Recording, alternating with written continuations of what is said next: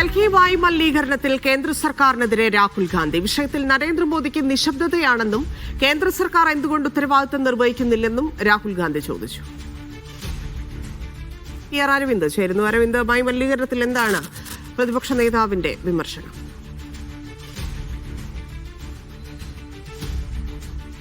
ഡൽഹിയിൽ വായു മലിനീകരണം അതിരൂക്ഷമായി തന്നെ തുടരുകയാണ്. പല മേഖലകളിലും വായു ഗുണനിലവാര സൂചിക എന്ന് പറയുന്നത് 350 മുകളിലാണ്. ശ്വാസകോശ സംബന്ധമായ അസുഖങ്ങൾ കാരണം ആശുപത്രിയിൽ എത്തുന്നവരുടെ എണ്ണത്തിലും വലിയ വർധനമാണ് ഡൽഹിയിൽ രേഖപ്പെടുത്തിക്കൊണ്ടിരിക്കുന്നത്. എന്തായാലും ഇതിന് പിന്നാലെയാണ് ഇപ്പോൾ കേന്ദ്ര സർക്കാരിനെതിരെ ലോക്സഭാ പ്രതിപക്ഷ നേതാവ് രാഹുൽ ഗാന്ധി രംഗത്ത് വരുന്നത്. പ്രധാനമായും രാഹുൽ ഗാന്ധി ചൂണ്ടിക്കാണിക്കുന്നത് വിഷയത്തിൽ പ്രധാനമന്ത്രിയും കേന്ദ്ര സർക്കാരും മൗനം പാലിക്കുന്നുവെന്നതാണ്.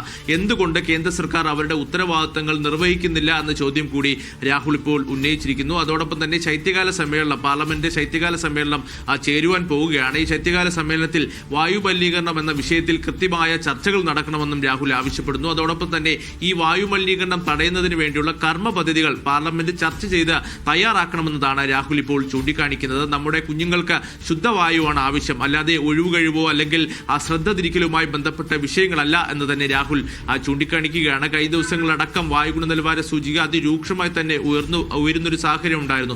ഡൽഹിയിൽ BJP സർക്കാർ വന്നതിന് പിന്നാലെ ഏറ്റവും പ്രധാനപ്പെട്ട വാഗ്ദാനം എന്ന് പറയുന്നത് മലിനീകരണ തോത് കുറയ്ക്കുമെന്നതായിരുന്നു. ആം ആദ്മി സർക്കാർ ഉണ്ടായിരുന്ന സമയത്തും വലിയ രീതിയിലുള്ള രാഷ്ട്രീയ ആയുധമാക്കി BJP ഉയർത്തി കാണിച്ചത് ഡൽഹിയിലെ മലിനീകരണമായിരുന്നു. പക്ഷേ BJP സർക്കാർ അധികാരത്തിൽ വന്നപ്പോഴും മലിനീകരണം തടയുവാൻ സ്വീകരിച്ച നടപടികൾ അപ്പാടെ പരാജയപ്പെടുന്ന കാഴ്ചയാണ് കാണുവാൻ സാധിക്കുന്നത്. ഇതിന് പിന്നാലെയാണ് പ്രധാനമന്ത്രിക്കെതിരെയും കേന്ദ്ര സർക്കാരിനുമെതിരെ രാഹുൽ ഗാന്ധിയും രംഗത്ത് വന്നിരിക്കുന്നത്. ധന്യവാദം. ശരി അരവിന്ദ്.